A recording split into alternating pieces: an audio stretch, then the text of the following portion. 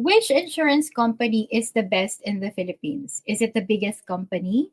Or is it the oldest company? Yung tipong existing na to in the market for more than 100 years or 200 years?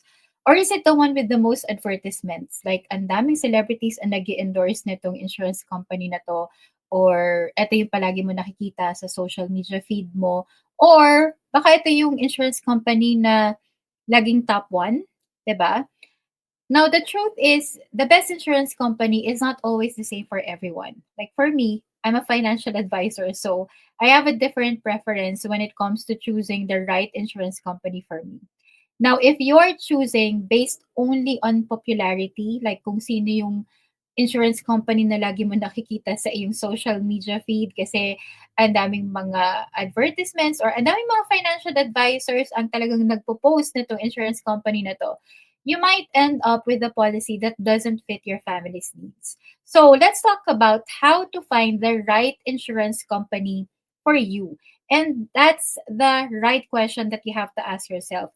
What is the right insurance company for you? Instead of asking which insurance company is the best in the Philippines. So, hi, moms. Welcome back to Wealthy Moms Club. And one of the most common questions that I receive as a financial advisor is this question: Lourdes, which insurance company is the best in the Philippines? So take note, financial advisor ako ng AIA company, but I still get asked with this question bilang isang financial advisor, and that's okay. But you know what? My answer is always the same. I always answer the client, the best insurance company is the one that can help you achieve your financial goals, protect your family, and pay claims when you need it. So let's look at what really matters. So let's take a look at point number one. Financial strength matters. Before you buy your insurance or kapag naghahanap ka ng insurance plan, whether to add it on your existing insurance or first time mo pa lang nabibili ng insurance, you have to check the company's financial stability. So you want to check the company, the insurance company that has been serving clients for many years and they have strong financial resources. And if you're going to ask me the question, why? Bakit? Bakit mahalaga na ma-check ko na etong insurance company na to has already been serving clients for so many years? Because life insurance is a long-term commitment.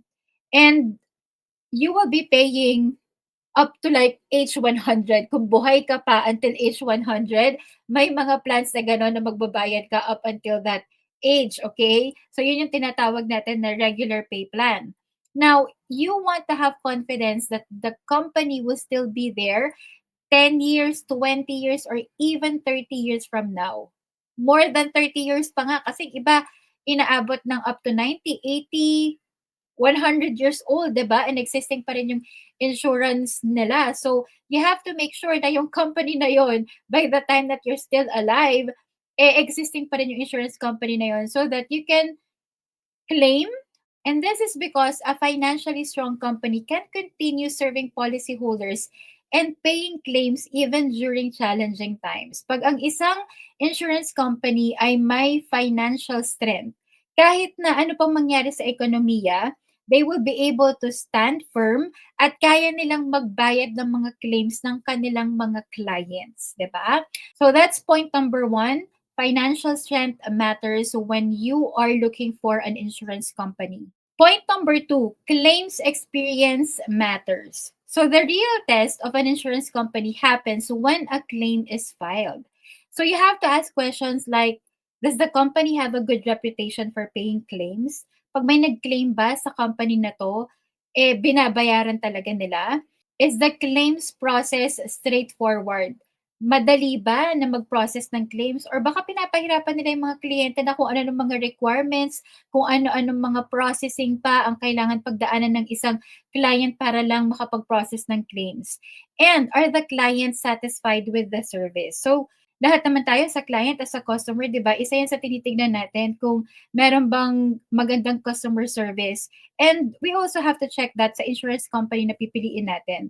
So remember, you are not buying insurance for the piece of paper, but you are buying the promise that your family will be financially protected when they need it the most. So kung ang insurance company ay pahihirapan ang family mo or beneficiary mo or even ikaw, pag kailangan mo mag-process ng claim sa health insurance mo, then you really have to check. Kasi yung experiences sa mga ibang nag-claims, it really matters sa kung ano yung magiging experience mo din kapag nag-claim ka or yung beneficiaries mo or family mo na yung mag-claim. Kasi kung ikaw, wala ka na para tulungan sila sa pagpa-process, who would help them, 'di ba? Kung walang magandang customer service, yung insurance company na pagkukuhaan mo ng iyong insurance plan. Point number three, the best policy is the one that you can keep. Now, many people focus only on finding the best insurance company. But an even better question that you have to ask yourself, can I consistently afford this policy? Kasi kapag ginawa ko 'tong policy na 'to, consistently ba mababayaran ko talaga 'to? Like mapapanindigan ko ba itong policy na kukuhain ko na 'to? Because a policy that fits your budget is more valuable than an expensive policy that you may eventually stop paying. So choose the coverage that protects your family while still allowing you to manage your daily expenses comfortably. Point number four, the advisor matters too. Now, here's something that many people overlook. I mean, the company is really important. You really have to do your due diligence in checking the right insurance company. But checking the right financial advisor or considering getting the right financial advisor is important too. So, here are some tips on how to choose a good financial advisor. Number one, the financial advisor help you understand your options. So, pinapaintindi sa'yo kung ano yung mga options na available para dun sa goals at purpose mo in getting the policy. Hindi kung ano yung gusto niyang plan at yun ang ipipilit niya sa'yo. Number two, the financial advisor explains your benefits clearly as in maliwanag ang presentation sa'yo ng benefits kung ano yung makukuha mo and even ng family mo or ng beneficiaries mo. Number three, guides you through the application process. And the number four, the financial advisor assists you when making claims. So kung ikaw ang magkiklaim mismo for your health insurance or your family, nandyan pa rin yung financial advisor mo. And the number six, the financial advisor reviews your coverage as your family grows. I think every year, a good financial advisor will conduct a policy review with you para nare-review kung okay pa ba 'tong policy mo, okay pa ba yung coverage mo, or baka you need to add additional insurance already. So the right advisor can make a huge difference in your insurance journeys. Point number five, different families have different needs. For example, a single mom may prioritize income protection kasi ang concern niya kapag nawala siya, yung mga anak niya, paano na? Sino magpo-provide ng income para sa kanila? A family with young children may focus on life insurance coverage, which is also an example of income protection. Kasi kapag bata pa yung mga anak natin, syempre iniisip natin paano yung pag-aaral nila. If in case something happens to you, di ba, sino magpapaaral sa kanila and yung gagastusin nila while growing up. And someone planning for retirement may need investment-linked solutions. Kasi kung nasa retirement age na sila, iniisip na nila ano na gagawin nila sa kanilang retirement. At kung marami na silang naging ipon, paano ngayon nila i-invest yung naging ipon nila so that they could make their money grow. A business owner may need estate planning and wealth protection. So, syempre, kung paano niya hahatiin yung maiiwanan niyang estate or kung paano niya mapoprotektahan yung kanyang wealth. That's why there is no one-size-fits-all answer. Hindi po tayo pare-parehas ng needs, ng goals at ng purpose in getting a policy. Iba-iba po depende sa seasons at stages ng ating buhay. So the best insurance company is the one that offers solutions that is aligned with your goals and your priorities. So yun ang pinaka-importante. Ano ba yung goal mo in getting an insurance and what are your priorities? And kung nasa ang season ka ng buhay mo ngayon, whether you're a single mom or you have a family with young children or you're on your retirement age or isa kang business owner, you really have to know your goals and your priorities. So in conclusion, which insurance company is the best in the Philippines?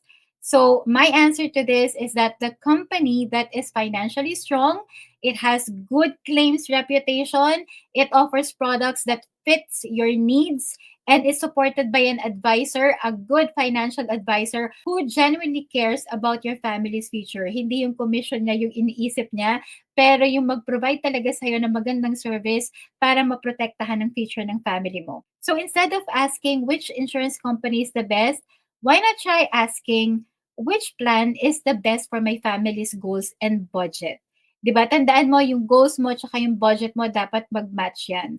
So that question will lead you to a much better decision. If you're a mom who wants to protect your family's future but you're not yet sure which insurance plan is right for you, I'd love to help you. So you can send me a message and then we can schedule a free financial needs analysis.